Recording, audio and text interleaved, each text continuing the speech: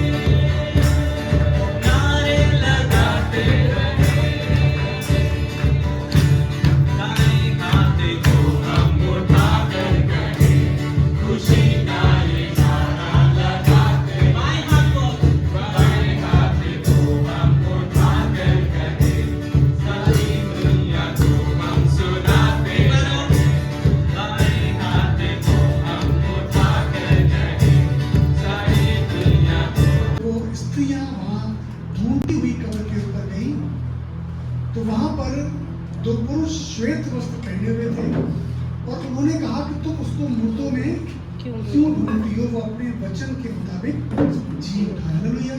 तो चेलों से कह रहा था कि मैं जी उठूंगा, मुझे अपने प्राणों को देने का भी अधिकार है और लेने का भी अधिकार है। तो ये बात एक आम इंसान की समझ में नहीं आ सकती कि कैसे जी उठा जाता है।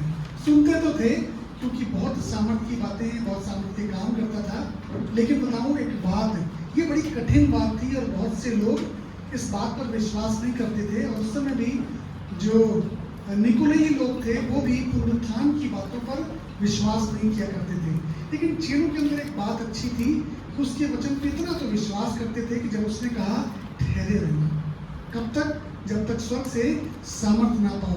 उन्होंने सिर्फ इस आज्ञा को माना और जाकर ठहरे रहे। और आपको बताऊं हुआ क्या, जो लोग बहुत बार विश्वास नहीं होता कि कैसे जी उठा जाता है, कैसे पुनरुत्थान की सामर्थ काम करती। पौलुस कहता है मैं और किसी बात को जानना नहीं चाहता, केवल इस बात के अलावा कि तेरी मृत्युंजय की सामर्थ को जानूं। हालेलुया। और आपको बताऊं वो मृत्युंजय की सामर्थ वो लोग जान पाते हैं जो ठहरे रहते हैं, ना केवल उनके अंदर वो पुनरुत्थान की सामर्थ काम करती है जो उसकी आज्ञाकारी होते हैं, परंतु उनके द्वारा और भी बहुत से लोगों के अंदर कार्य करती है। और तमाम चेले इस बात के गवाह हैं और धन्यवाद करते हैं आपका और हमारा कि हम उस प्रभु पर विश्वास करते हैं। बस बात क्या है, ठहरे रहना। हालेलुया। उसकी मृत्युंजय की सामर्थ, उसके पुनरुत्थान की सामर्थ ना केवल मुझ में, आप में, परंतु हमारे द्वारा कार्य करेंगे। हालेलुया। हम धन्यवाद करते हैं। आज की सुबह में बहुत खुश हैं कि परमेश्वर अपने सेवकों को, अपनी सेविकाओं को हमारे बीच में लेके आता है। अभी हमने परसों गुड फ्राइडे के दिन बहुत अच्छी आराधना करी और हमने तमाम अनुवाड़ियों के ऊपर विचार करा, यीशु मसीह ने किन किन तकलीफों को सहा और उसके बाद आज वो तीसरे दिन मुर्दों में से जी उठा। बहुत सी बार हमको उन चीज़ों का एहसास नहीं होता, लेकिन धन्यवाद करता हूँ जिस किसी के जीवन में वो पुनरुत्थान की सामर्थ काम करती है, जो उस मृत्युंजय की सामर्थ को जानता है ना, उन दुखों में पड़ा नहीं रहता है। और आज हमारे बीच में मुरादाबाद शहर से सीनियर पासवान पास्टर रचना विलियम हमारे साथ में हमको आशीष देने के लिए मौजूद हैं। और एक बार और आई थी और उन्होंने थोड़ा सा स्टार्टर दिया था हमको और थोड़ा सा उन्होंने शेयर किया था और हमने कहा था कि बहन ये तो स्टार्टर है, लेकिन आज हम मेन कोर्स लेने वाले हैं। हालेलुया।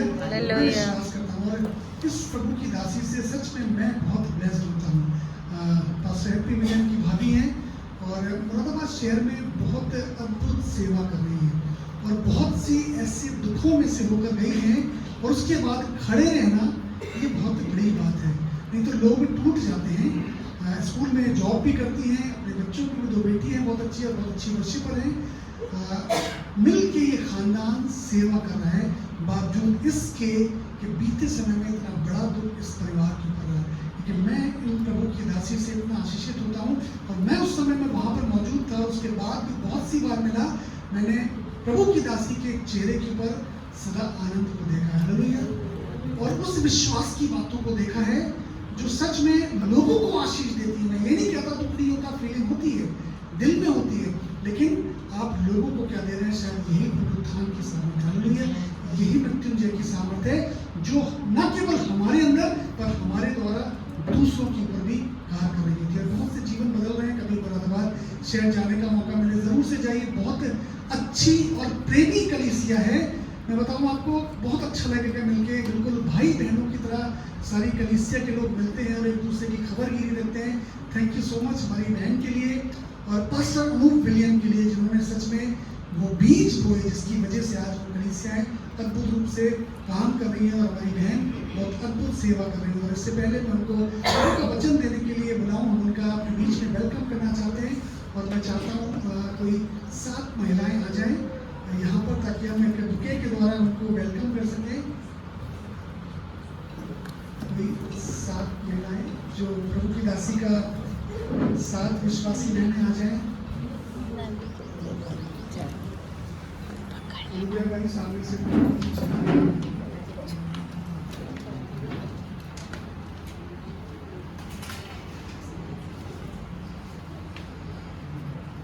एक, 2, 3, 4, 5 2 बहनें और आ जाएंगे। आइए ऐसे सामने खड़ी हुई है बहन, आप बीच में आ जाइए। 3 इधर आ जाइए। लीजिए, 4 इधर आ जाए तो ज़्यादा खूबसूरती होगी। और आइए हम इस बुके के द्वारा प्लीज से हमें स्वागत करते हैं। जोरदार ताली बजाइए सभी की राशि का हम स्वागत करते हैं। याद करते हैं कि आज मुझसे और आपसे बात करने के लिए हमारे बीच में है। और मैं ज़्यादा समय न लेते हुए अब आगे का समय उनको दूंगा। और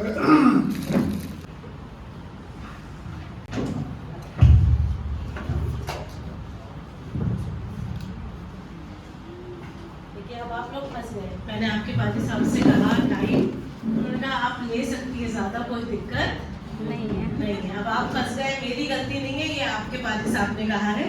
और मैं पास्टर्स की बात बहुत मानती हूँ। मैंने बचपन से ये सीखा है कि पास्टर्स की बात माननी चाहिए। खुदा आप में से हर एक को बहुत बरकत दे। बहुत अच्छा लग रहा है आपकी कलीसिया के साथ एक साथ फिर जुड़ के। आप में से हर एक को आज का दिन बहुत बहुत मुबारक हो, जब मैं और आप अपने परमेश्वर के जी उठने को सेलिब्रेट करते हैं। और अभी यहाँ पे बार बार बात हो रही थी और मैं अमिता से कह भी रही थी, मैं जरूर पूछूंगी, हमने गाया तू मेरा पहला पहला प्यार है। और पहले प्यार को बड़ा मुश्किल होता है भूलना, बड़े किस्से कहानियां हैं पहले प्यार को लेके। सच बताइए कि किसका पहला प्यार आपको लगता है कि क्या हमारा पहला प्यार हमारा परमेश्वर रहा है? या जब हम बढ़ने लगे तो हमें सबसे पहला प्यार होता है शायद अपनी माँ से। जो बच्चा होता है उसे सबसे पहला प्यार होता है अपनी माँ से, फिर अपने पापा से अटैच होता है, फिर दादा दादी नाना नानी जो ज्यादा जिनसे ज्यादा डीलिंग होती है उनसे प्यार होता है। फिर जब बड़े होने लगते हैं तो टॉयज से पहला प्यार हो जाता है ना। हमारी फेवरेट वाली गुदड़ी, हमारा फेवरेट वाला खिलौना, उसे लेके हम रहते हैं। बहुत सारी चीजें मेरे और आपके जीवन में आती हैं, लेकिन फिर एक समय आता है जब ये सारी चीजें मेरे और आपको कैसी लगने लगती हैं? निरर्थक। ये मेरा और आपका सिर्फ डिपेंडेंस हो रही होती है कि उनसे प्यार नहीं हो रहा होता है या उनके साथ समय बिता रहे होते हैं, उनसे लगाव हो रहा होता है। लेकिन मेरे और आपके जीवन में फिर एक समय आता है जब ये सब चीजें भी मुझे ऐसा लगता है मेरे किसी काम नहीं आ रही है। शायद मेरी बातों को मम्मी समझ नहीं रही है। मम्मी तो मेरी बेस्ट फ्रेंड थी, पर अब now she can not understand me. पता नहीं क्या हो गया है। पापा तो मेरी आंखें देख के समझ जाते थे। मेरे साहब की एक आदत थी, मतलब हम लोग इतना डरते थे अगर परी उनके पीछे में अगर परी रो दी है, पता नहीं उन्हें क्या था, उन्हें पता चल जाना था। और आते से देखते थे, जाके कहते तुम रोई थी क्या, तुम रोई थी क्या। फिर जिसके घर में वो होती थी हम लोग की आफत हो जाती थी। मतलब परी उनके लिए कह दीजिए कि जान अटकती थी उनकी परी में, और परी को कुछ भी हो जाए and he used to know that. और उसको भी बड़ा मजा आता था। एक दिन हमारे चर्च की एक फैमिली है, मिस्टर मिसेस हेरिंगटन, बहुत वफादार फैमिली है, सालों से हमारे साथ है। उनके यहाँ गए, छोटी थी, खेल रही थी, और उसी कैंपस में एक और क्रिश्चियन फैमिली था। तो मैंने दीदी से कहा, मैं कहा दीदी ये खेल रही है क्या, मैं उस फैमिली में विजिट कर रहा हूँ। हमें इंस्ट्रक्शंस रहते थे कि परी को छोड़ के बिल्कुल जाना नहीं है। तो हमने कहा ये तो गए हुए हैं, क्या पता चलेगा अगर मैं 15 मिनट के लिए चली जाऊंगी। तो उन्होंने कहा हाँ हाँ आप चली जाइए। मैं कहा मैं बस जाऊंगी, हालचाल लेके आई बी बैक। हम वहाँ गए, थोड़ी देर में सोनू का फोन आता है, उनके बेटे का, दीदी जल्दी आ जाओ। मैं कहा जल्दी आ जाओ, क्या हुआ। परी घूमते घूमते गई, गर्मियों के दिन थे, कॉइल लगी हुई थी डाइनिंग टेबल के नीचे। वो घूमती घूमती वहीं पहुंची और कॉइल को पकड़ लिया, और जब पकड़ लिया तो हाथ जल गया। और जब हाथ जल गया तो अपनी नानी से कह रही, मिसेस हेरिंगटन से, अब तो पापा को बताना पड़ेगा, अब तो तैयार हो जाइए। उसे भी पता था कि पापा आएंगे और इन सबकी डांट लगाएंगे। और मैं आपको बताऊं, ये इंस्टेंसेस छोटे छोटे जो होते हैं, हमें ऐसा लगता है कि यही हमारा जीवन है, यही हमारी जिंदगी है, हमारा परिवार, हमारा सब कुछ। लेकिन आज आप देखें, आज उसे बड़ी से बड़ी भी चोट लग जाए तो शायद वो उसका प्रेम करने वाला पिता उसके पास शायद क्या, डेफिनेट है, ही इज नॉट देयर। उन्होंने अपनी दौड़ को पूरी करी है और वो परमेश्वर में अपने आने वाले दिनों के लिए आराम से रिलैक्स कर रहे हैं। वो किसी टेंशन में नहीं है। You and I, we don't need to be sorry for him, we don't need to be sad for him. हमें उनके लिए बहुत दुखी और शोकित होने की जरूरत नहीं है, क्योंकि वो तो अपनी दौड़ को पूरी करके वो तो रिलैक्स कर रहे हैं। उसका वो प्रेमी पिता भी उसके संग खड़ा नहीं हो सकता। लेकिन आज भी एक है, और वो है जिसके लिए मैं और आप गा रहे थे कि वो अवर्णित है। उस समय हम रियलाइज करते हैं जब मेरा बहुत अजीज, जिस पे मैं बहुत तकिया करता हूँ, जिस पे मैं बहुत भरोसा करता हूँ, और मेरी ज़रूरत में वो भी काम नहीं आ पाता। क्योंकि पता है क्यों? बहुत सी बार चाह के भी लोग हमारे साथ खड़े नहीं हो पाते हैं। जब कोविड टाइम पे इनकी डेथ हुई, मैं शुक्रगुजार हूँ अपने जोन के सारे पास्टर्स के लिए। चाहे कोई आया नहीं आया, हमारे अजीज रिश्तेदारों को भी ये लगा कि मुश्किल है, कोविड टाइम पे हम कैसे पहुंचे, लेकिन हमारे जोन के सारे pastors, each and everybody was standing there with us. हम लोग वहां खड़े थे, जो हमारे अजीज रिश्तेदार थे। मेरे भाई ने मुझे फोन करा, बोला दीदी मैं बहुत आना चाह रहा हूँ। वो फर्स्ट कोविड उसमें ऑलरेडी उसे हो चुका था कोविड, तो उसके पेरेंट्स ने उसे अलाउ नहीं करा। कहने लगा दीदी मैं बहुत आना चाह रहा हूँ, मैं लड़के आ जाऊँ। मैं कहा नहीं भाई रहने दे, नहीं आ पाए। बहुत से रिश्तेदार, बहुत से लोगों ने हमें सॉरी फील करा, but they could not come. They wanted to come but they could not. But there was one person who was always there standing with us to hold us in our times of trials. मेरे और आपकी परेशानी में, मेरी आपकी निराशाओं में एक है जो हर समय खड़ा रहता है, और वो है मेरा और आपका परमेश्वर। बहुत सी बातें हम रेजरेक्शन के बारे में जानते हैं, सालों से सुनते आ रहे हैं, लेकिन आज एक बात को शेयर करना चाहूंगी जिस बात ने मुझे बहुत बरकत दी, जिस बात से मैंने बहुत सीखा। शायद आपको लगे कि ये क्या बात है, हमें तो यीशु मसीह की बहुत सारी चर्चा करनी है, आज वो जी उठा है।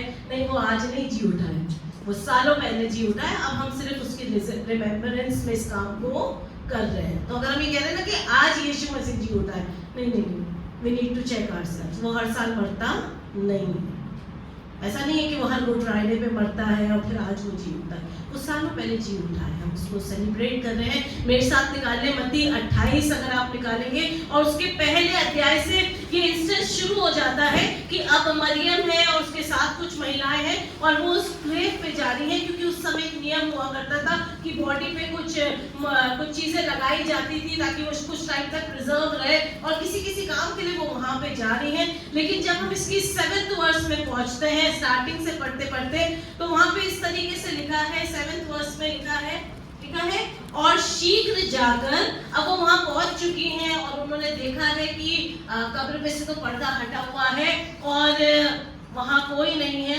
क्या वर्स, अगर आप यहाँ पे वर्स नहीं डिस्प्ले करेंगे, अगर आप मेरी इतनी हेल्प कर सकते हैं। पता है मैं क्यों कह रही हूँ? क्योंकि मैं जब लोगों से बात करती हूँ मुझे अच्छा लगता है कि हम एक दूसरे को देखें, पर मैं नोटिस कर रही हूँ बार बार सबका ध्यान वही जा रहा है, तो मुझे थोड़ा सा डिस्ट्रैक्शन लग रहा है। सॉरी, मैं इस चीज को चेंज करवाऊंगी आपके लिए, आज के लिए बस, नेक्स्ट संडे आप कर सकते हैं।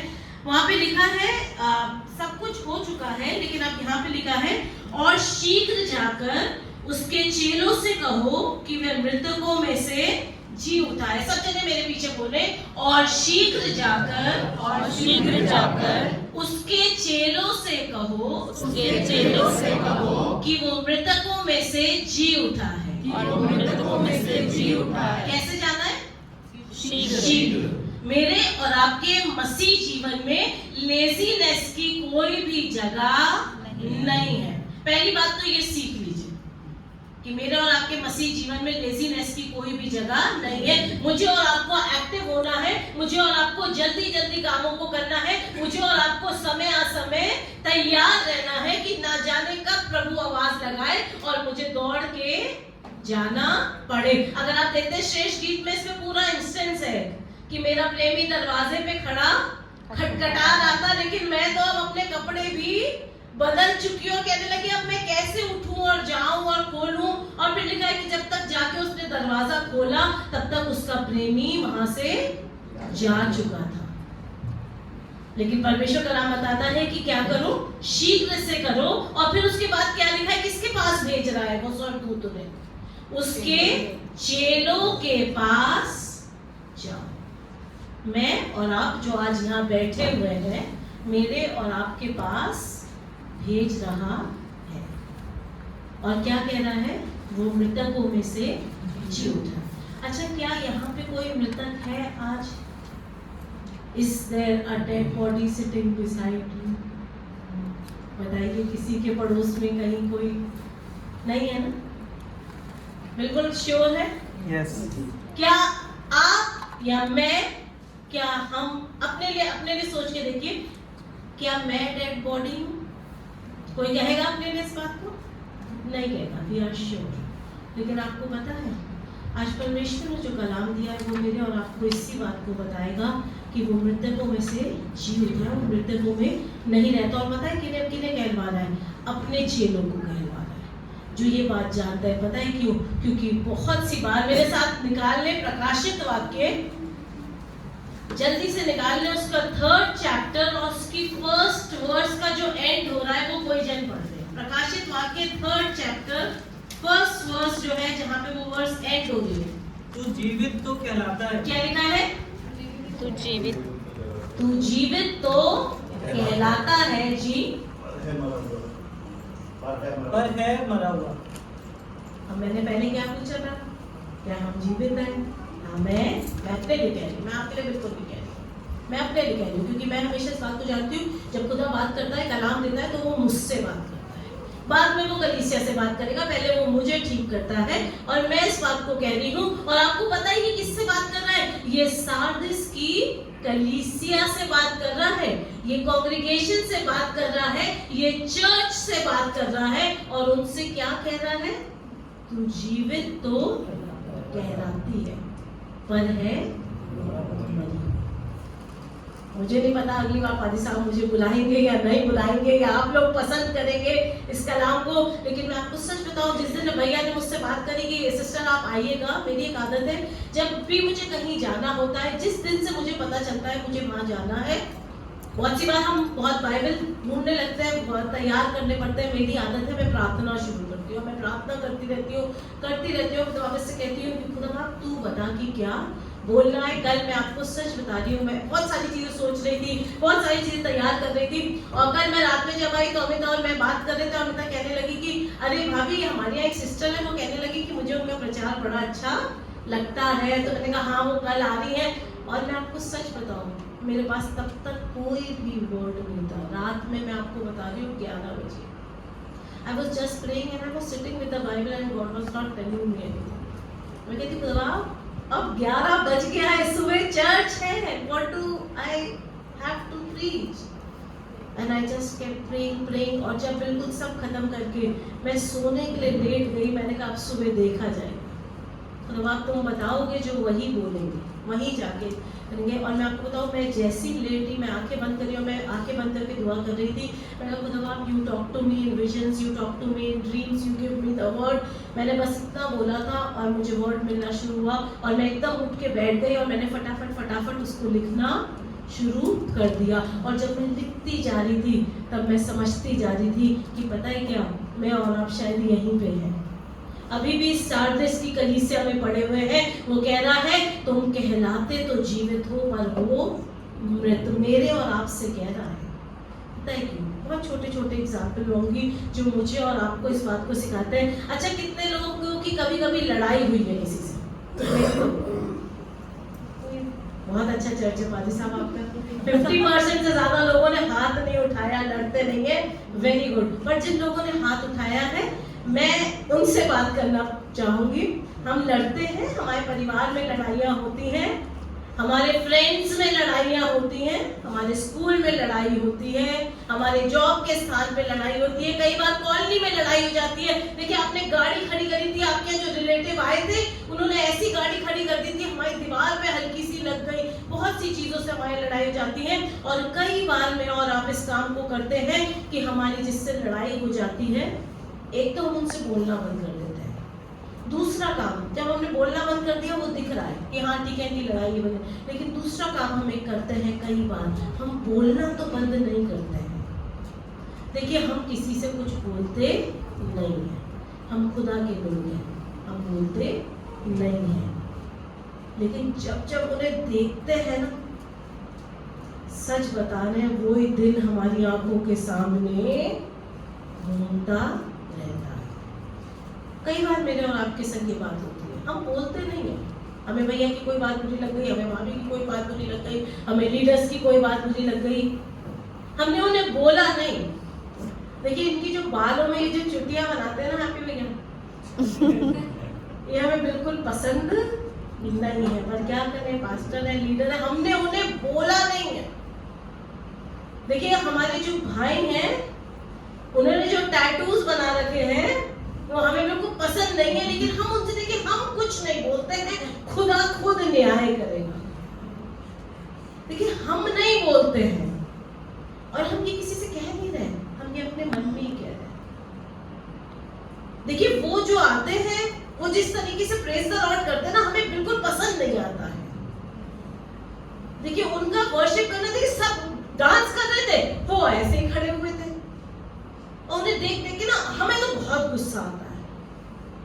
किसी से नहीं बोल रहे हैं हम, किसी से नहीं। मैं अभी आपको ये बातें बोल के, लेकिन कई बार ये बातें यहाँ पे होती हैं, ये मुंह से नहीं निकल रही हैं, ये मुंह से बिल्कुल नहीं बाहर आ रही हैं कि देखिए वाली साहब हमारे जब थोड़ा कहते हैं तब 40 मिनट बोलते हैं। ना जाने जिस दिन लंबा बोलेंगे उस दिन क्या। अभी हमारे मोटी थर्सडे पे यही हुआ, हमारे मास्टर प्रज्वल है, वो खड़े हुए और बोले रवि भैया आपको जो किचन का काम करना है वो जल्दी कर लेना, क्योंकि मैं बहुत थोड़ा बोलूंगा, और मैं बहुत थोड़ा बोलता हूँ। 55 मिनट बोला उन्होंने।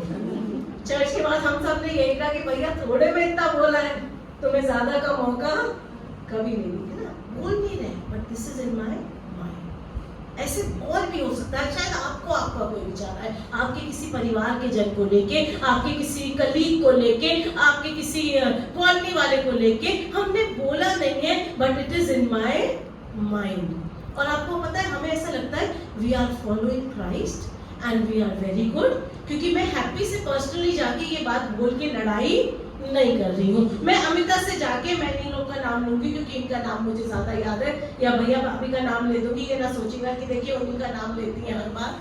हाँ, मैं नहीं कहूंगी मुझे किसकी क्या बात बुरी लगे। आई फॉलो क्राइस्ट, और मैं किसी पे दोष नहीं लगाती। आई एम वेरी गुड, मैं किसी पे दोष नहीं लगाती, इनकी मर्जी है, जैसा चाहे करें। लेकिन आपको पता है परमेश्वर मुझसे और आपसे एक बात को कहता है, और वो इस बात को कहता है कि मैं मनुष्यों की तरह नहीं देखता, परंतु मैं किसको देखता हूँ? मैं तुम्हारे हृदय को देखता हूँ। अब सोच के देखिए, मैं और आप जीवित हैं या मरे हुए उसके सामने। हम मुंह से नहीं बोल रहे हैं, तो दुनिया को लग रहा है कि ये तो बहुत सॉफ्ट स्पोकन है, बहुत अच्छी है, किसी पे दोष नहीं लगाती है। लेकिन मेरे मन में अगर किसी के प्रति बुराई घर करे हुए है, तो कोई इंसान नहीं देख रहा है, लेकिन स्वयं परमेश्वर देख रहा है। और वो इस बात को कह रहा है कि बेटा सुधर जा, बेटी सुधर जा। और हम तो सुधरे हुए हैं, because I am not saying a word. मैं तो जीवित तो नहीं, मैं और आप कई बार हम रियलाइज नहीं कर पाते हैं, लेकिन हमारे जीवन में ये छोटी छोटी कमियां आ जाती हैं। और यीशु मसीह कहने लगा, यहाँ पे वो स्वर्गदूत कहने लगे क्या करो, जल्दी से उठो, जाओ और उसके चेलों को बता दो। क्या बता दो? He has risen from the dead। लूका 24:5 में लिखा है, जो भैया ने भी बोला यहाँ पे आके, कि तुम जीवित को मुर्दों में क्यों ढूंढते हो? कहीं ऐसा ना हो जिस दिन यीशु मसीह आए तो वो मुझे और आपके लिए कहे कि भैया ये वो वाले मुर्दे ही हैं, संसार में तो दे वर वेरी गुड, हमने तेरे नाम से दुष्ट आत्माएं निकाली है, हमने तेरे नाम से चंगाई करी है। और यीशु मसीह क्या कहेगा?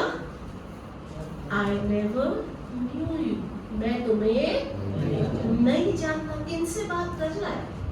हम लोग को ऐसा लगता है ना कि ये बातें जो लिखी हैं ये उनके लिए लिखी है जो यीशु मसीह को नहीं जानते। नहीं, मेरे बच्चों के जब रिजल्ट में देखती हूँ तो मेरी छोटी बेटी की आदत है, अगर उसकी किसी चीज में नंबर कम आए हैं तो वो मुझे ये बताना शुरू करती है, मम्मी आपको पता है जो फर्स्ट आती है ना उसके इतने नंबर आए हैं। मम्मी जो सेकंड आती, मैं कहती हूँ तुम्हारे कितने आए? मम्मी आपको पता है जो अच्छे बच्चे थे ना वो भी पेपर के बाद रो रहे थे। तो उन्हें ये लगता है कि मम्मी कहेंगी भाई जब अच्छे वालों के कम आ रहे हैं तो एवरेज वालों के तो बिलो एवरेज हो जाएंगे। तो मैं उनसे कहती हूँ बेटा मैं उनकी मम्मी नहीं हूँ, ना मैंने उन्हें पढ़ाया है, मैं तुम्हारी मम्मी हूँ, मैंने तुम्हें पढ़ाया है, मुझे तुम्हारे मार्क्स से मतलब है और मुझे अपने मार्क्स बताओ। आपको पता है यीशु मसीह मेरा और आपका परमेश्वर है, वो विश्वासियों को पिता है, वो मुझे और आपको लेने के लिए आ रहा है, इसलिए उसे फर्क भी किससे पड़ना है कि मैं और आप अपना जीवन कैसे बिता रहे हैं। हालेलुया। इस बात को सोचना भूल जाइए कि देखिए हम उनसे तो बेटर हैं, हम उनसे तो बेहतर है। नहीं नहीं, वो आपका पिता है, वो आपसे बात करेगा, वो मेरा पिता है, वो मुझसे बात करेगा। मैं अपनी बेटी को पढ़ाती हूँ, जब उसके नंबर कम आते हैं तो मैं उससे बात करती हूँ, मैं उससे पूछती हूँ तुमने यहाँ ये गलती करी, क्यों करी?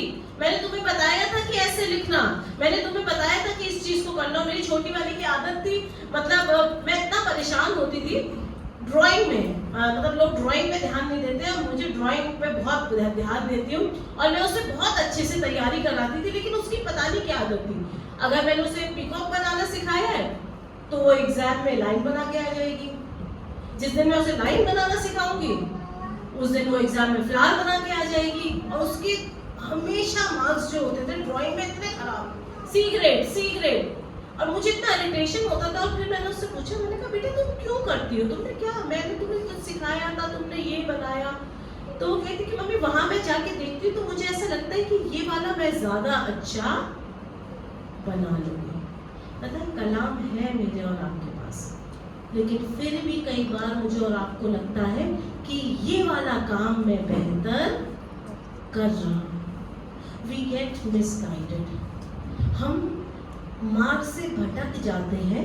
हम कलाम की बातों को सुन रहे हैं, दोष मत लगाओ ताकि तुम पे भी दोष ना लगाया जाए। हम मुंह से तो दोष नहीं लगा रहे हैं, लेकिन मेरा मन उन दोष से भरा हुआ है। हम कुछ किसी से लड़ाई नहीं कर रहे हैं, हम किसी को मार नहीं रहे हैं, लेकिन शायद मैंने बोल ही कुछ ऐसा दिया है कि वो ही उसको मारने के लिए काफी है। कहते हैं ना, शब्द जो हमारे मुंह से निकल जाते हैं वो वापस नहीं आते। हम किसी का मर्डर करें अगर, तो क्या होगा? हमने मान लीजिए गोली मार दी किसी को, थोड़ी देर का पेन होगा और उसके बाद उसका जीवन खत्म हो जाएगा। लेकिन जब हम अपने इन वाले वर्ड से किसी को मारते हैं तो आपको पता है क्या होता है? उसको मरता नहीं है, इमीडिएट मर जाए, मर्डर कर दे, वही खत्म। वो पेन उसे लाइफ लॉन्ग होता रहता है, वो शब्द उसके कान में लाइफ लॉन्ग बार बार जाते रहते हैं। तुम बहुत ही पागल हो, तुम्हारे पास अकल नहीं है, तुम्हारे पास दिमाग नहीं है, कुछ सीखा है तुमने। आपको पता है ये शब्द हम किसके लिए इस्तेमाल करते हैं? ये शब्द हम अपने बच्चों के लिए इस्तेमाल करते हैं घर में। तो बहुत बेवकूफ हो, तुम्हें अकल नहीं है। और हमें वो क्या लगता है कि तो नॉर्मल की कॉन्वर्सेशन है, हम बुरा नहीं बोल रहे, लेकिन हम अपने मुंह से अपने बच्चों के ऊपर श्राप प्रोनाउंस कर रहे हैं एवरी डे। जब मुझे अपने बच्चों पे गुस्सा आता है तो मैंने अपने आप को, मेरे साहब ने मुझे ये बात सिखाई थी, मैं उससे कहती थी पागल हो क्या? तो मेरे साहब ने कहा बीवी तुम कितना भी गुस्सा करा करो पर तुम उतने ही गुस्से से बोला करो, पर बोला करो होशियार हो क्या? मतलब कहते तुम गुस्सा कम नहीं करो लेकिन शब्द को अपने बदल लो। बोलो, अब मेरे बच्चों को पता है कि अगर मैं गुस्से में बोलूंगी तुम होशियार हो क्या, तो उन्हें पता है कि मम्मी एंग्री, लेकिन he used to say कि मेरे और आपके मुंह में जीवन रखा है परमेश्वर ने। हम अपने बच्चों को बोलते रहते हैं पागल हो क्या, बेवकूफ हो क्या, तुम्हें अकल नहीं है, तुम कुछ नहीं कर सकते। तुमने अपने भाई को देखा है, तुमने अपने चाचा के लड़कों को देखा कितना, अरे उसे रहने दीजिए होशियार, everybody has a different mental level. मेरी बड़ी बेटी पढ़ाई में अच्छी नहीं है, आई लेट हर बी। अभी मेरी बहन की बेटी मेरी आके रह रही है और चर्च की कुछ फैमिलीज, कुछ बच्चे बैठे हुए थे और वो लोग सब पढ़ाई से परेशान थे, सबने 12th दिया है साइंस से, अब कहा जा रहा है नीट की तैयारी करो, एमबीबीएस की तैयारी करो, बिल्कुल बोझ के मारे थे बच्चे। और परी अपने रिलैक्स पड़ी हुई थी, 10th का रिजल्ट आने वाला है, कोई चिंता नहीं।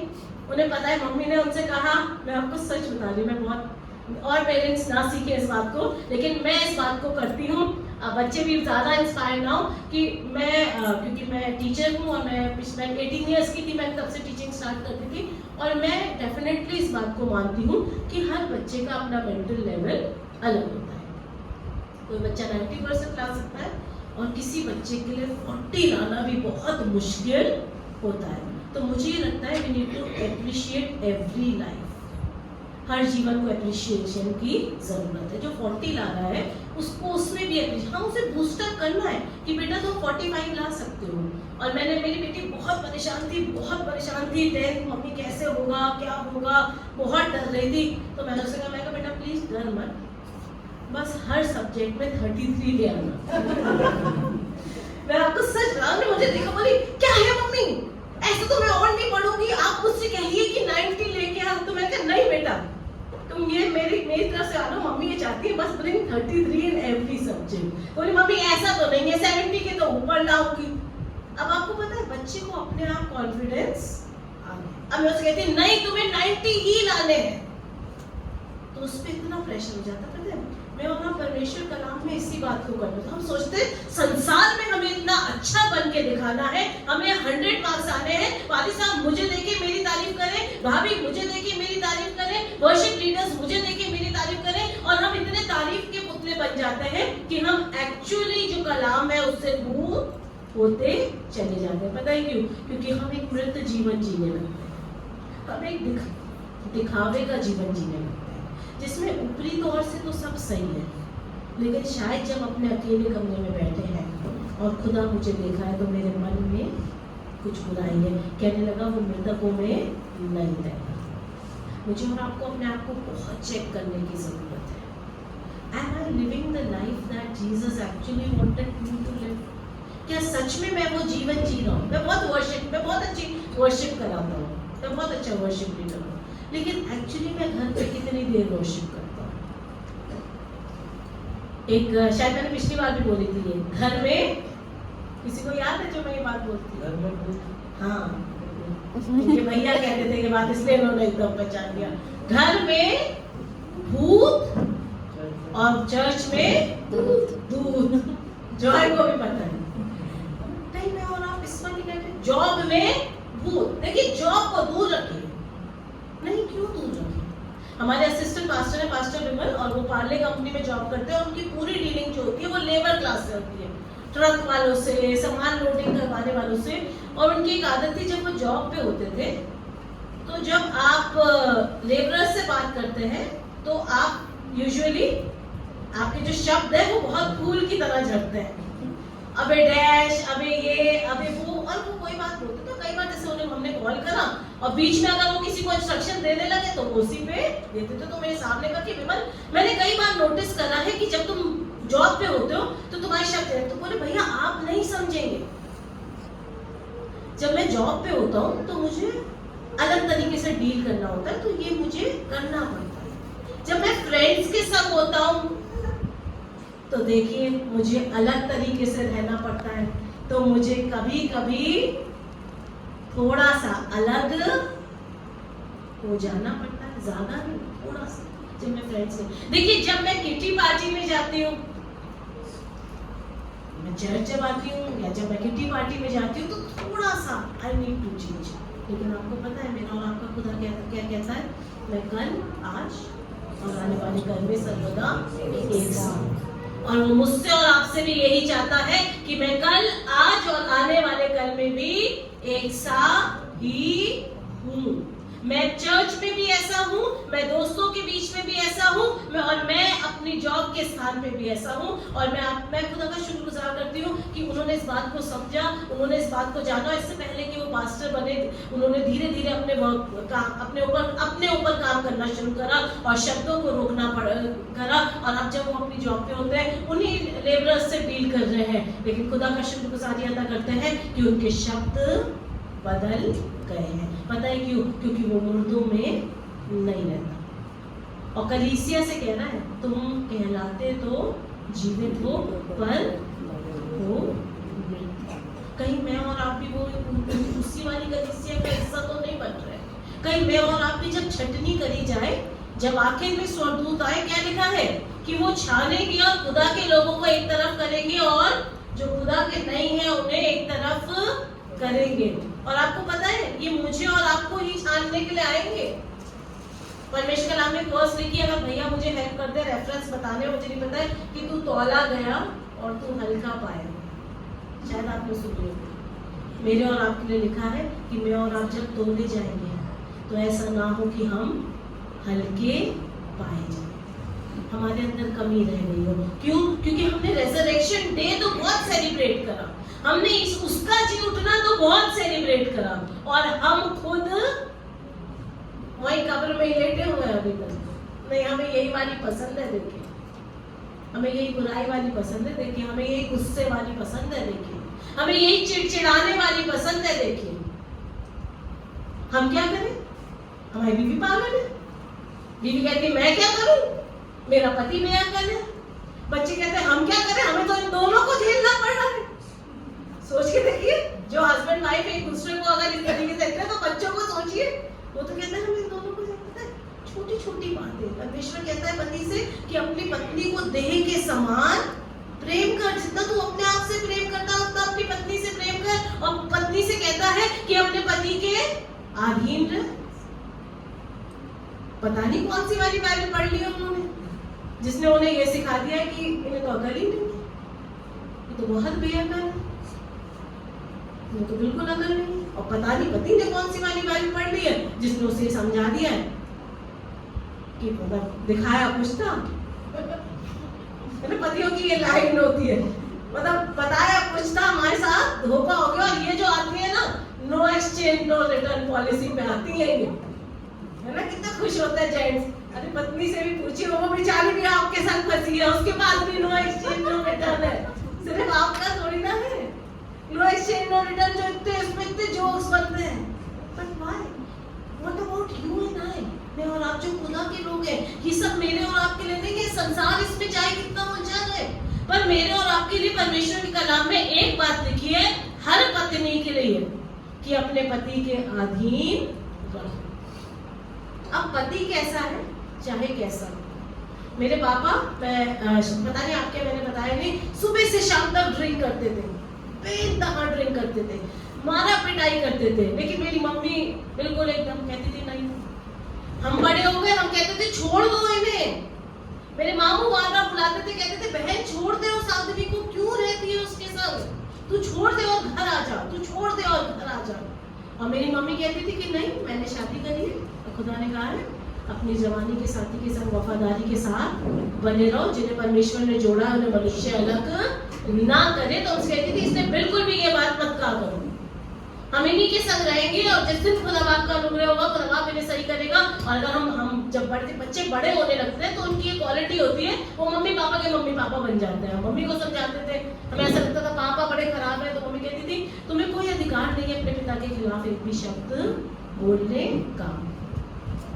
घर का सामान बेच देते थे पापा, हमारे कान से बुंदे उतार के बेच आते थे।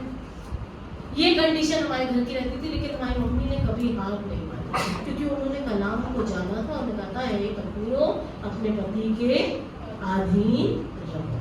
आपको पता है जब मैं 18 साल की हो गई, मेरी बड़ी बहन 2 साल और बड़ी, वो 20 साल की और 2 साल बाद हुए, तो समझिए 22 साल बाद, शादी के 22 साल बाद, 22 साल वो सिर्फ इस कलाम पे ठहरी रही।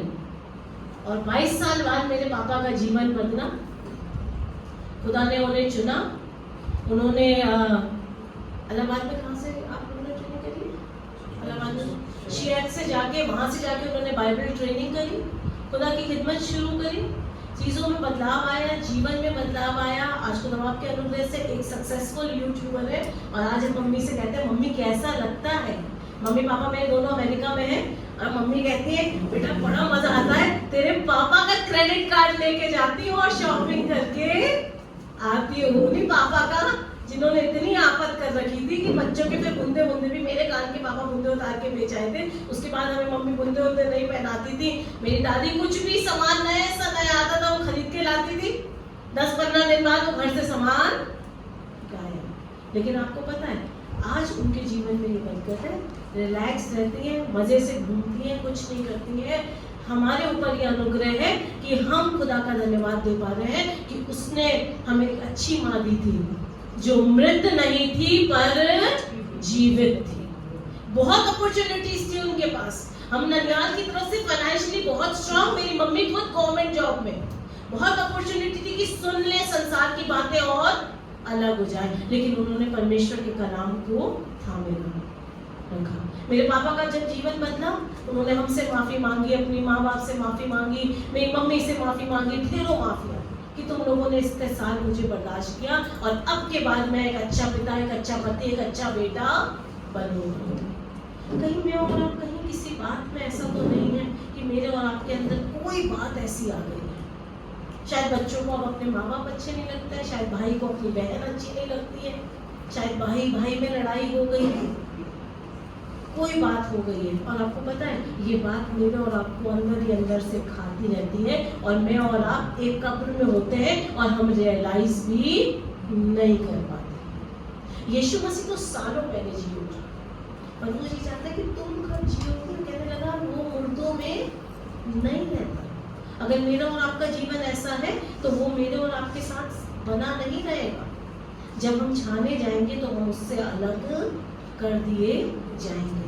वो रोज सुबह मुझे और आपको उठाता है ताकि हम एक बार और अपने आप को जांच और परख सके और उस जीवन की ओर बढ़ सके जिसके लिए उसने मुझे और आपको चुना है। मरकुस 16 निकालेंगे, इसी इंस्टेंस में आगे ही चलेंगे जब यीशु मसीह के जी उठने की बातें होंगी, और वहां पे इस तरीके से लिखा है मरकुस 16 और उसकी 3rd वर्स में इस तरीके से लिखा है, और आपस में कहती थी, अब उन महिलाओं की बात हो रही है जो जा रही है उस कब्र की तरफ, और मैं और आप सब जानते हैं कि उस कब्र पे एक बड़ा सा पत्थर रख दिया गया था, क्योंकि उन लोग को ये डाउट था कि क्योंकि इसने कहा है मैं जी उठूंगा तो ऐसा ना हो कि इसके चेले आके इसके शरीर को चुरा ले और फिर कह दे वो तो जी उठा। तो उन्होंने क्या कहा था, एक बड़ा पत्थर रख दिया था और उसको सील कर दिया था कि कोई इसे ना हटा सके। और लिखा है 3rd वर्स में, और आपस में कहती थी हमारे लिए कब्र की द्वार पर से पत्थर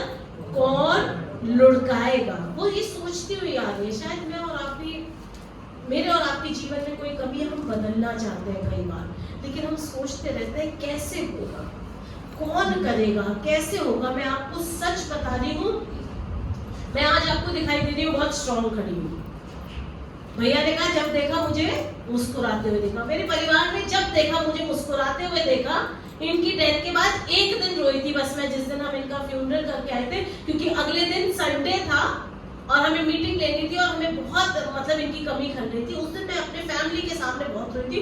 उसके बाद मैं ना फैमिली के सामने रोई ना चर्च के सामने रोई, एंड एवरीबडी यूज्ड टू से भाभी बहुत स्ट्रांग है, भाभी हमें आपसे बहुत ताकत मिलती है। और आपको पता है भाभी क्या करती थी, भाभी अपनी जॉब पे जाती थी, जिस स्कूल में अंदर घुसते ही रोना स्टार्ट करती थी, रोती रहती थी, रोती रहती थी, रोती रहती थी। मेरा 6 घंटे का स्कूल होता था, 6 घंटे कंटिन्यूअसली रोती रहती थी। खुदा ने मुझे अच्छा स्टाफ दिया। मेरे साथ की जो टीचर थी वो बच्चों से कह देती थी मैम के पास मत जाना, कोई भी काम हो, हम दोनों एक ही क्लास में बैठते थे, सारा मेरा काम वो करती थी। मेरे प्रिंसिपल कुछ नहीं कहते थे।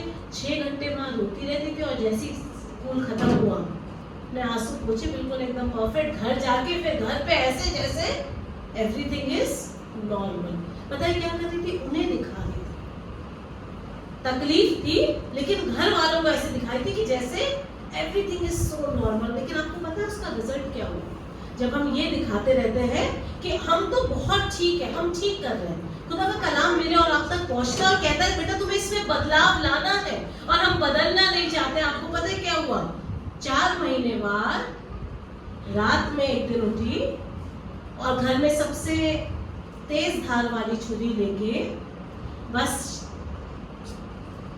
शुरुआत करने ही जा रही थी। लेकिन खुदा का शुक्र करती हूँ कि हमारी कलीसिया में एक बच्चा है जो 8 साल का था, तब से हमारे पास है। मेरे साहब उसे बेटा मानते थे, यही टेक केयर करते थे, बहुत प्यार करता था मेरे साहब को। वो वहाँ था और वो उसके बाद से हमारे पास ही रहता है। और मैं करपट लेती थी, उठ के कहीं जाती थी, वो वहीं पे बिस्तर लगा के सोता था नीचे और एकदम उठ के बैठ जाता था, क्या चाहिए, कुछ चाहिए, कहाँ जा रही है।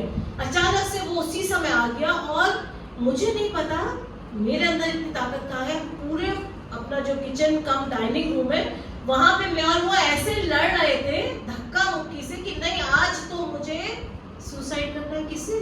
पास्टर, आपका अपॉइंटमेंट हो गया पास्टर, आप पास्टर की बीवी है, पिछले 15 साल से आप लोगों में कलाम प्रचार कर रही हैं। लेकिन आपको पता है इन सब के बावजूद शायद मैं भी कहीं पे उस कब्र में ही पड़ी हुई थी। परमेश्वर के कलाम को तो पढ़ रही थी लेकिन पड़ी हुई कब्र में ही थी। इसीलिए तो इस काम को करने की सोची, वरना क्यों सोचती मैं इस काम को करने की। शुक्रगुजारी अदा करती हूँ कि खुदा ने उस दिन उसे भेजा, मैं वो काम नहीं कर पाई और आज तक खुदा का शुक्र अदा करती हूँ, क्योंकि शायद अगर उस दिन कर दिया होता वो काम तो अनंत आग में जलती रहती, लेकिन मेरा और आपका खुदा इतना महान है कि जब मैं और आप उस कब्र में पड़े होते हैं ना, यहाँ ये महिलाएं सोचती हुई जा रही है कि कौन उस पत्थर को हटाएगा, लेकिन जब इसकी 4th वर्ष को पढ़ते हैं तो लिखा है जब उन्होंने आंख उठाई तो देखा, क्या लिखा है आपकी बाइबल में, कि पत्थर लुढ़का हुआ है। आपको पता है दुष्ट मुझे और आपको सिर्फ फंसाए हुए है कि तुम इस परिस्थिति से बाहर नहीं निकल पाओगे, तुम अपनी इस नशे की आदत से बाहर नहीं निकल पाओगे, तुम अपनी इस फोन की लत से बाहर नहीं निकल पाओगे, तुम अपनी इस बुराई से बाहर नहीं निकल पाओगे, क्योंकि तुम्हारे ऊपर एक बड़ा पत्थर रखा हुआ है। लेकिन आपको पता है 4th वर्ष में क्या लिखा है, जब वो वहां पहुंची तो वो पत्थर तो हटा हुआ था। यीशु मसीह ने मेरे और आपके जीवन में से हर बड़े पत्थर को आज के दिन जयवंत होके उस पत्थर को ऑलरेडी हटा दिया। There is no stone that can make you stumble. कोई पत्थर ऐसा नहीं है जो आपको गिरा दे, कोई पत्थर ऐसा नहीं है जो आपको दबा के रख सके, कोई पत्थर ऐसा नहीं है जो मेरे और आपको यीशु मसीह के साथ उठा लिए जाने से रोक दे। There is nobody, किसी में इतनी सामर्थ्य नहीं है, क्योंकि यीशु मसीह ने मेरे और आपके लिए उस पत्थर को हमेशा के लिए हटा दिया है। लेकिन मेरा मन तो वहीं लेटे रहने का। यीशु मसीह ने क्या कहा था, हे लाजर कब्र में से बाहर, पत्थर तो हटा हुआ है लेकिन हम तो वहीं लेटे रहना चाहते हैं। उठ के बाहर मुझे और आपको आना पड़ेगा। कोई नहीं रोक सकता आपकी प्रोग्रेस को, कोई नहीं रोक सकता आपके जीवन को परमेश्वर में बढ़ने से, कोई नहीं रोक सकता आपको संसार में तरक्की करने से, कोई नहीं रोक सकता आपको खुदा के कलाम पे चलने से। ढेरों बंदिशें आ जाए, ढेरों नियम चेंज होते रहे, कोई भी नहीं रोक सकता मुझे और आपको। लेकिन कब, जब मैं ये याद रखूं कि वो स्त्रियां आई तो थी, सोच तो रही थी कौन उठाएगा, ना जाने उस पत्थर को हम कैसे हटाएंगे, ना जाने ये कर्जा मेरे ऊपर से कैसे जाएगा, ना जाने मेरी ये खराब जबान कब सही होगी, ना जाने मेरा गुस्सा करना कब जाएगा, ना जाने मेरा ये डिप्रेस हो जाना कब जाएगा, ना जाने मेरा अपने को बेचारा सोचना कब जाएगा। आपको पता है ये सारी चीजें भी मुझे और आपको मुर्दा बनाती है। सेल्फ पिटी, अपने लिए इतने दुखी हैं, हम कितने परेशान हैं, हमारा कोई साथ नहीं देता, हम देखिए कितनी निराशा में हैं। मेरे दादा हमेशा एक बात कहते थे, बेटा हमेशा अपने से नीचे वाले को देख के चलो तो जीवन में खुश रहो। देखिए उनके पास तो इतनी अच्छी गाड़ी है, देखिए उनके पास तो ये है, देखिए वो कितने हमेशा खुश रहते हैं। उनको देख के चलिए जिनके पास 2 वक्त का खाना भी नहीं होता है, और आप रोज शुक्रगुजारी कर पाएंगे, क्योंकि 3 वक्त का खाना भी खाते हैं, बीच में स्नैक्स भी खाते हैं, पिज्जा, बर्गर, चॉकलेट। कल अमिता ने बहुत अच्छा खाना बनाया था, उसके बावजूद हैप्पी बाजार से कुछ और स्पेशल भी लेके आया, और उन सब के बावजूद हमारा जॉय बार बार पूछ रहा था, मम्मी चिप्स ले आऊं क्या, मम्मी दुकान से चिप्स ले आऊं क्या। आज सुबह भी नाश्ता करने के बाद उसका ये सवाल था, मम्मी चिप्स ले आऊं क्या। ये खुदा का मेरे और आप पे अनुग्रह है कि उसने मेरे और आपके जीवन से वो पत्थर को हटा रखा है। हमें सोचना नहीं है, मत सोचिए कि कौन करेगा, कैसे करेगा, बस इस विश्वास में दृढ़ हो जाइए कि उसने कर दिया है। मत्ती 28:8 में इस बात को लिखा है, इसी रेफरेंस में हम चल रहे हैं, यीशु मसीह के जी उठने की बातें हो रही है, और मत्ती 28:8 में इस तरीके से लिखा है, वे भय और बड़े आनंद के साथ कब्र से शीघ्र लौटकर उसके चेलों को समाचार देने के लिए दौड़ गए। मेरे और आपके अंदर परमेश्वर का आनंद और भय दोनों दिखाई देने चाहिए। आनंद तो बहुत है, तेरी स्तुति प्रशंसा हो, बहुत आनंद है, लेकिन भय, हम डरते हैं क्या, मतलब वो हमारी गाड़ी को ऐसी मतलब टक्कर मार के चली जाएगी, स्क्रैच लग जाएगा और हम पैसे लगाते रहेंगे उसमें, हम डरते हैं क्या। भय नहीं है,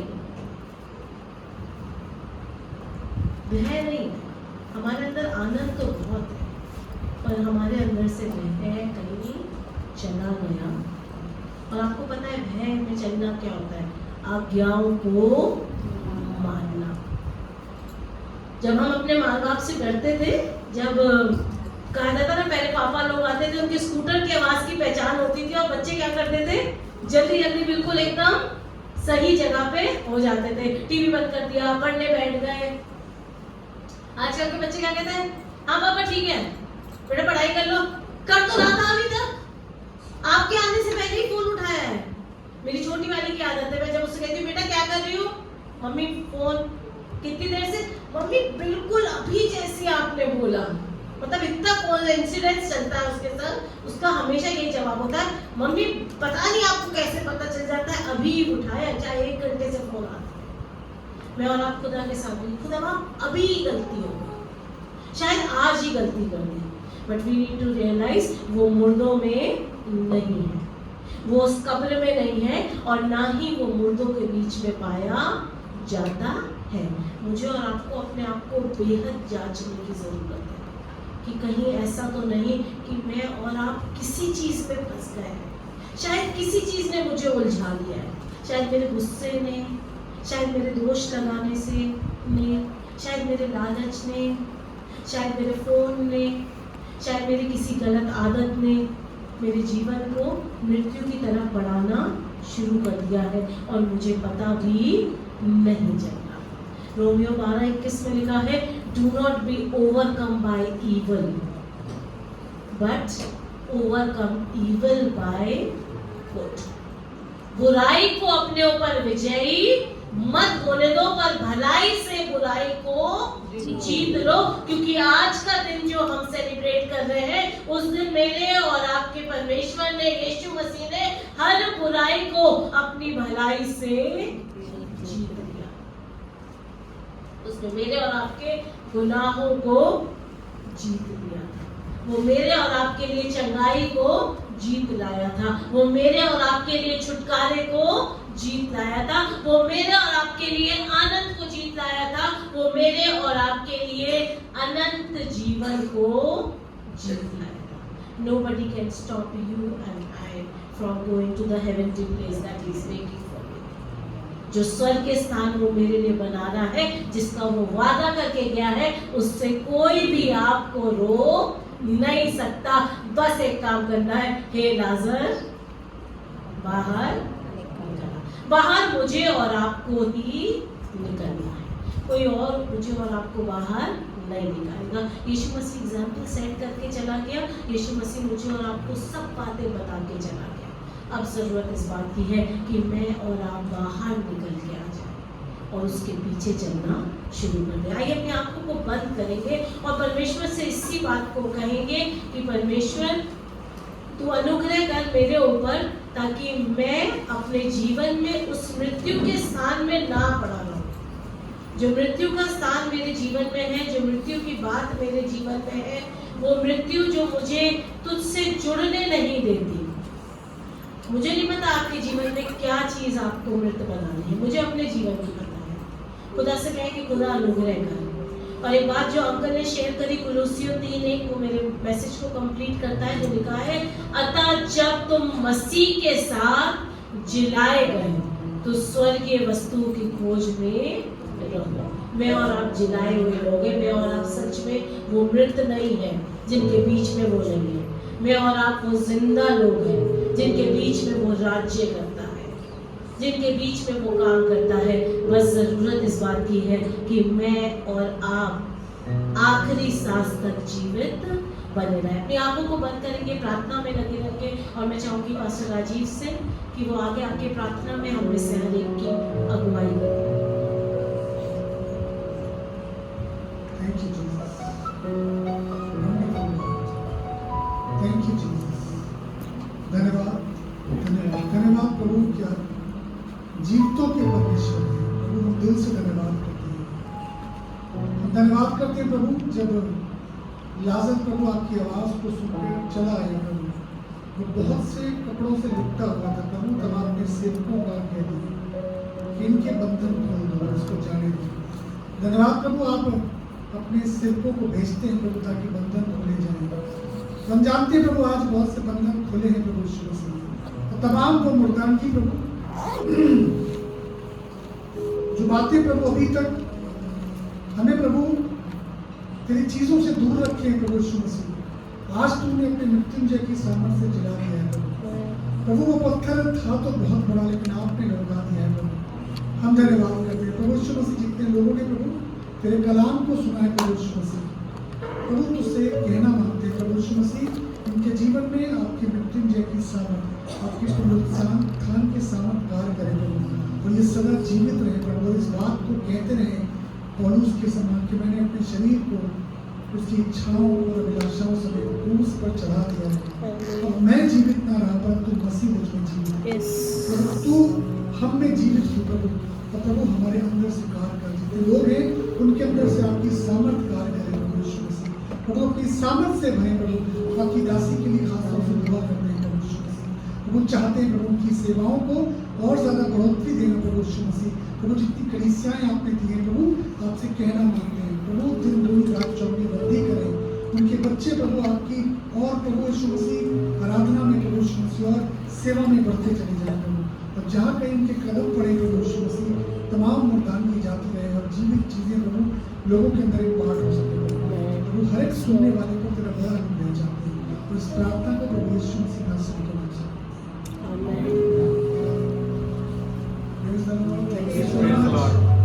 आइए जोरदार ताली बजाएं। अच्छी बातें करें।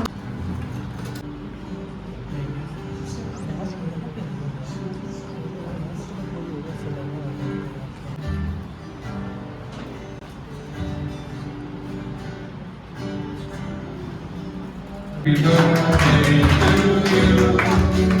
Happy birthday to you. Happy birthday, dear Peter. Happy birthday to you. May the good God bless you. May the good God bless you. May the good God bless believer. May the good God bless you. Happy long life to you. Happy long life to you. Happy long life, dear believer. Happy long life to you. अगर किसी की marriage anniversary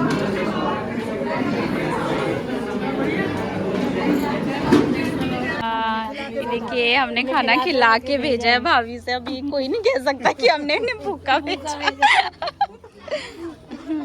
church हो गया खत्म और हो रहा है खाना स्टार्ट। लिया है क्योंकि हम लोग कॉलोनी में जहाँ हमने घर लिया है ना, वहाँ पे मैं ही पास्टर हूँ, तो पूरा वो जो नाइट में प्रोसेशन उतना होता है उसकी सारी जिम्मेदारी रहती है।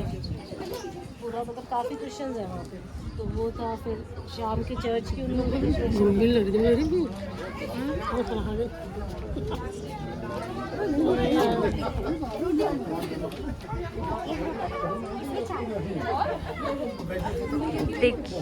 देखिए हो रहा है खाना, सारे लोग ले रहे हैं यहाँ पे खाना, और चर्च हो गया है खत्म।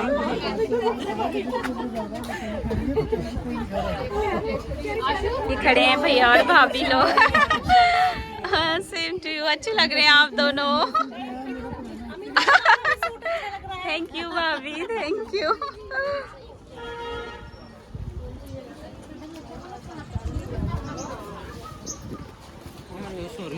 अरे कोई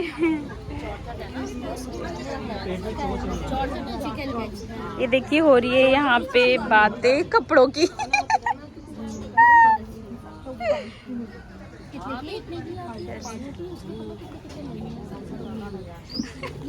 आज भाभी का बर्थडे भी है। हैप्पी बर्थडे भाभी। Thank you. हाँ अच्छा अच्छा, अरे कोई नहीं।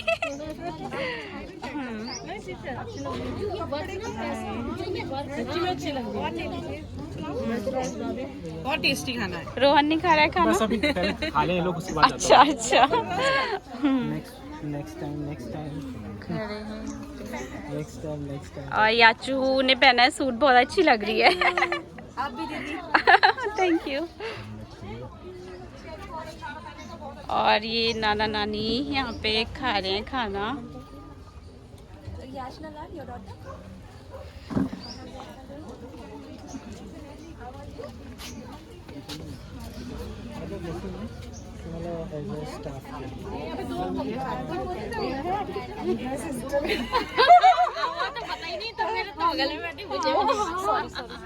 सॉरी एकदम पीछे चल रहा है तू तो।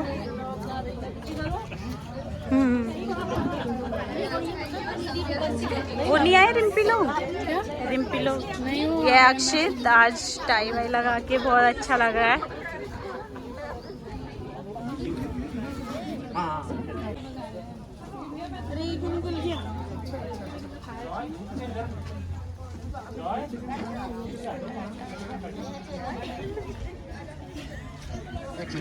ये हमारा चर्च का कैंपस।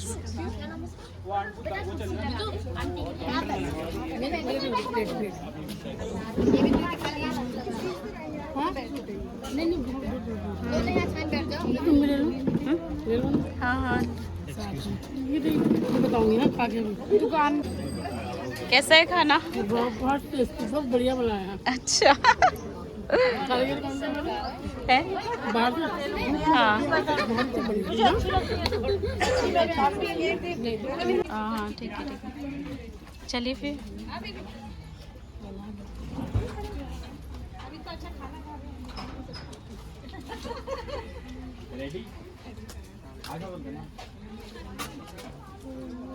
भाभी अब जा रही हैं दोबारा से मुरादाबाद और वहाँ शाम का चर्च फिर लेने वाली हैं और इसलिए जल्दी जल्दी से निकल रही हैं। चलिए इनको कर देते बाय बाय और अभी हम फ़ोटो खींच रहे हैं, फिर उसके बाद भाभी चली जाएंगी। जा रही हैं भाभी, छोड़े जा रही हैं।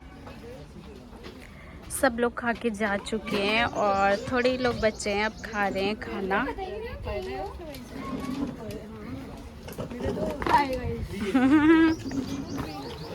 ये है जॉय।